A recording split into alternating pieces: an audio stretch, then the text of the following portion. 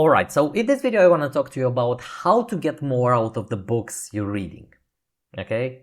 Because there's plenty of advice online, there's plenty of videos on YouTube teaching you how to read more books and how to put more knowledge into your brain, essentially. And do that as fast as possible, of course. But I'm really not a fan of this movement. I'm not a fan of this whole read 100 books a year type of ridiculous goal.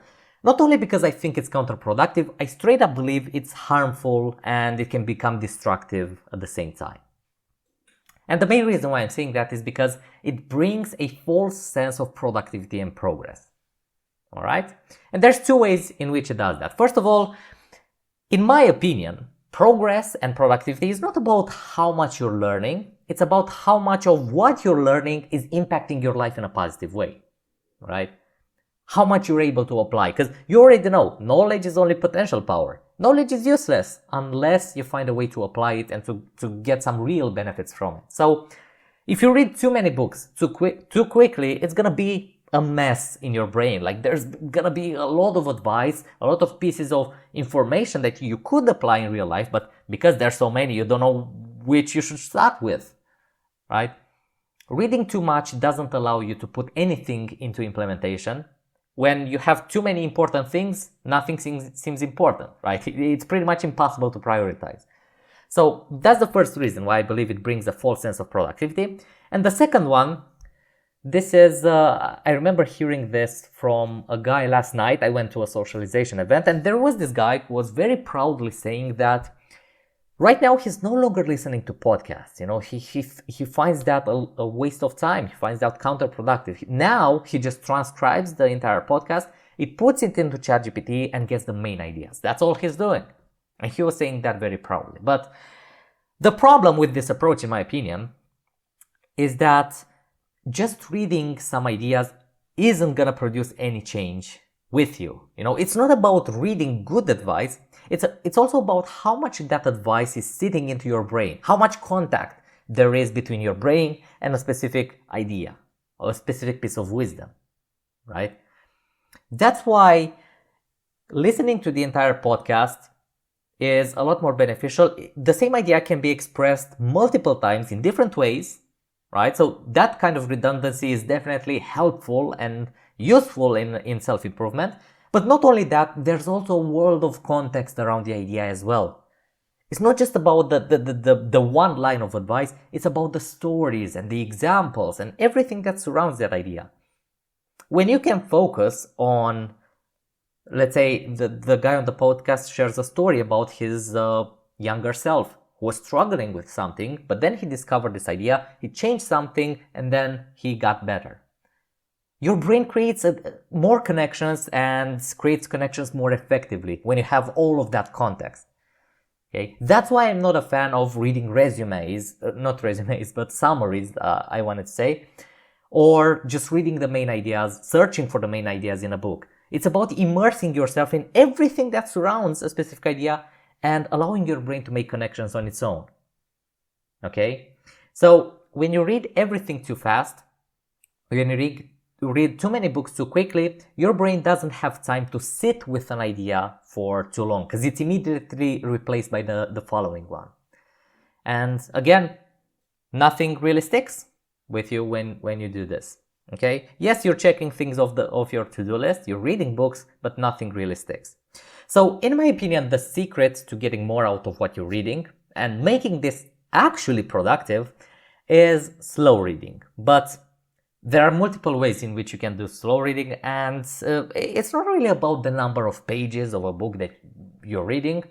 Because, for example, someone could read 5 pages of a book a day. And again, this will highly depend on the individual, but also on the book. Because some books you'll find they're more useful for the point of life that you're currently in, and you'll want to take your time with them because there's much more valuable advice. Whereas with other books, you might just go through them pretty fast because you don't really need that advice right now. Or you might as well just drop the book altogether. There's this idea that you have to finish every book you start. I don't think that's a healthy approach. So you can just drop the book as well. But with really books that you find really insightful and helpful for yourself right now, you can take your time. You can read just 5 pages a day and allow your brain to just think about what you've read, make connections, think about examples, and so on. So that's okay. But another person might read, let's say, 80 pages of that book in one day, in one sitting, and then proceed to no longer read for 2 weeks. And in those 2 weeks, they'll just, again, make connections, think about what they've read, how they can apply it, like take some small action points they can put into implementation, and all of that. Like, there has to be a balance between the acquisition of information and the processing of information. That's all I'm trying to say. It doesn't really matter how much you read, but how much you're allowing yourself to process and to make connections for the things that you're reading with the context of your life. That's the most important thing, in my opinion. Everybody can do slow reading in their own way. Okay, there's not a number of pages that fits everybody. But yeah, I strongly believe there has to be this balance of between how much you read and how much you sit with those ideas, how much you process them, and how much you try to integrate them into your routine.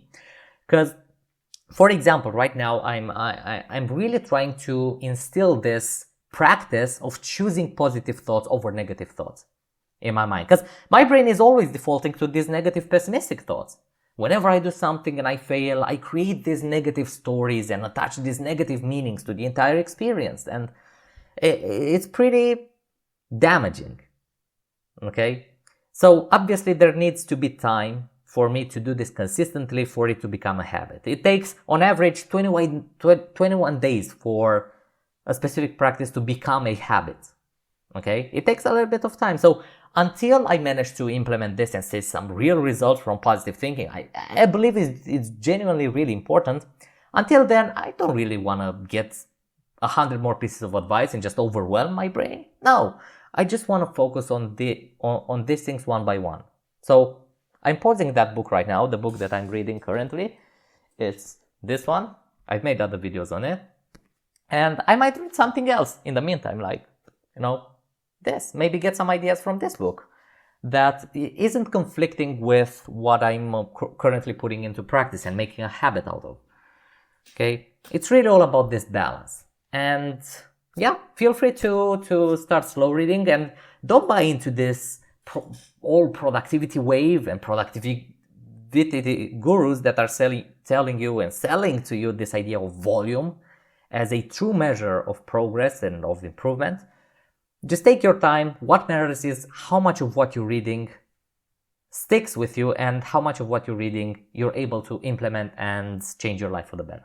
Okay, so that's what I wanted to share with you in this video. Hopefully you found this helpful, and we're gonna see each other into the next one.